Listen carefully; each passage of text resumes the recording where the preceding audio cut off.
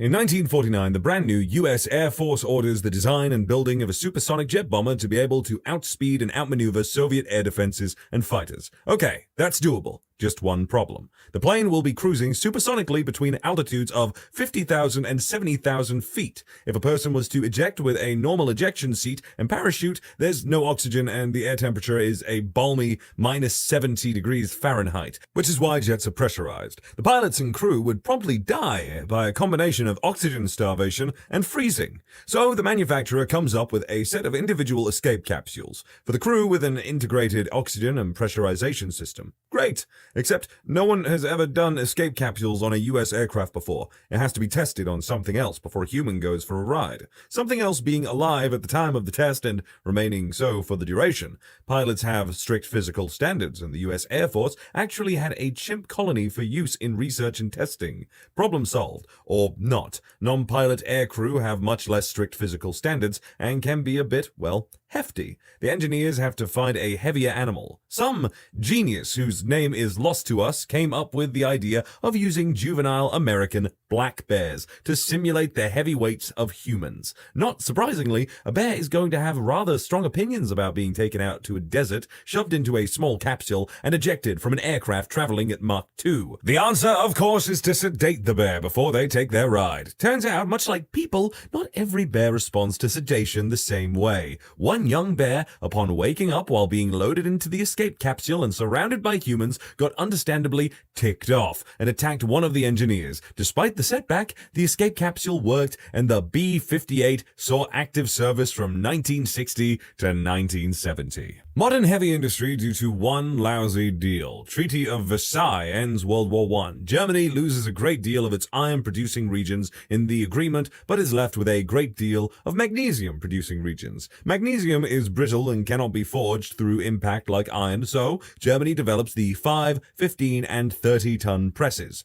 Cue World War II. Allies shoot down German planes and see single, large stamped parts which improve strength drastically, while reducing weight, while Allies use smaller pieces bolted together. The US takes the 5,000 and 15,000-ton presses, while the USSR takes the 30,000-ton as war reparations. Improvements are made, large industrial parts are manufactured faster, cheaper, and stronger, triggering massive production of aircrafts, turbines, space shuttles. The Mester 50,000-ton press in Cleveland is still considered part of national security. Was built in the 50s under the heavy press program, and in 2008, $100 million was spent refurbishing it as it is that important. In 790, when the Viking Age began, Vikings set out to pillage and conquer England. They were very successful, but ultimately failed. Except that in 911, the Duchy of Normandy was founded by a Viking named Rollo, whose grandson is William the Conqueror, technically still a Viking. Conquered England, and one of Rollo's daughters, I think, was married to the Duke of Aquitaine, which gave future English kings, whom were descendants of William and therefore Rollo, a claim on Aquitaine, half of France. So the Vikings came from a village in Scandinavia, terrorized England for a long time, only for a couple of Vikings and Rollo to get baptized and get some land right next to England, and his descendants to conquer England and start of the 100 Years' War. In hindsight, the raid of Lindensfair ended in a 100 Years' War and bitter rivalry between the English and the French in a claim to the French throne, which ended only in the French Revolution, almost exactly 100 years later after the raid of Lindensfair. I don't know what's going on with the person that wrote this, but it feels like they were drinking while they were writing this and just progressively getting worse and worse at writing and spelling as they went. It's honestly frustrating. But anywho, bloody Scandinavians, barbarians, the lot of them invading my country. Ooh, not nearly as good as the Romans that at least had the decency to design our roads. Of course, they enslaved us and made us build them, but hey, what you gonna do? Fairly similar to the Borneo cat drop in the 1940s,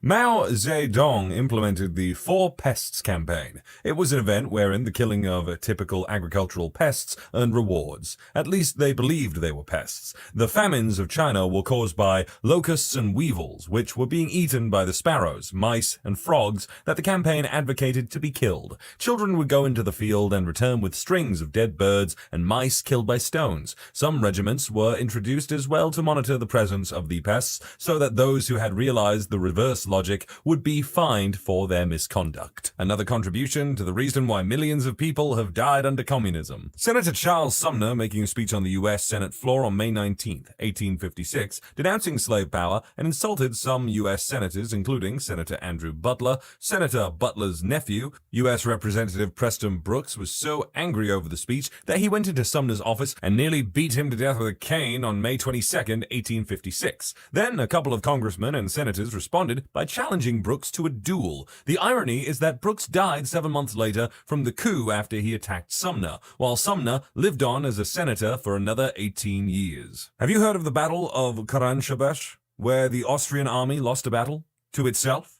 The Austrians were looking to stop the Ottomans from capturing the town of Karanshabesh and thus marched into the area. Some Hussar scouts ahead of the army ran into some migrating Romani people who sold them some schnapps. When the cavalry were getting nice and drunk, the infantry ran into them and demanded to be given some alcohol. The cavalry refused, and during the ensuing argument, someone fired a shot. During the shootout between friendly cavalry and infantry, some people began shouting, "Torci, torci," which set off a huge panic in the drunken ranks of the Hussars. As the drunken cavalries are riding to their camp, the soldiers in the camp are panicking and shooting at whatever shadows are riding past them. A camp commander in the meantime also ordered a friggin' artillery salvo at the cavalry. The army is quickly dissolving into a mass of rooting men. The officers tried to stop the panic, but they are shouting "halt" in German, and due to the multi-ethnic nature of the Austrian army, the orders were misheard as cries of "Allah" by Serbian, Hungarian, and Italian soldiers. All in all, the Australian army lost several hundred men and had to retreat, while the Ottomans easily took Karanshabesh. And then I'm sure they took plenty of slaves and castrated them all, because that's what the Ottomans used to do. The Arab slave trade was frickin' brutal. Also, sorry if I mispronounced anything. The most interesting, at least to me, research I've done was when I was doing research on late medieval to early modern superstitions and the supernatural. I had to read a lot of almanacs from the 16th to 17th century.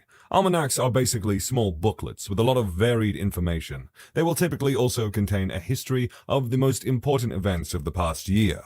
What's so interesting about this is that you'll read stories such as the city of Constantinople was attacked by a dragon, the fire claimed some casualties, but the horses were saved by the grace of God. While at first sight this just seems like a made-up story that nobody could ever believe to most of us, it becomes so much more relatable when you think about it from the perspective of the average European in late medieval Europe. The thing about the late medieval worldview in Western Europe was that it almost entirely revolved around Christianity. The world was seen as a duality. So while there was obviously some neutral scenery, almost every event and every living thing was seen as an expression from either God or the devil. Generally, humans were seen as divine and owning a soul, whereas animals could be anything. What it usually boils down to is that they would be seen as divine if they were in some way a part of a biblical story regarding God, whereas they would be considered demonical if they were referenced in a story about Lucifer. Meanwhile, animals that weren't mentioned in the Bible were seen as neither possessing a soul nor being an expression of the devil, basically neutral. The question whether black people possessed a soul and were thus fully human and divine was a genuine theological question to Western Europeans at that time, seeing as they weren't mentioned specifically in the Bible. At least in the mind of late medieval Europeans, they weren't mentioned specifically, and it wasn't clear whether they were a part of the same divine creation like they were.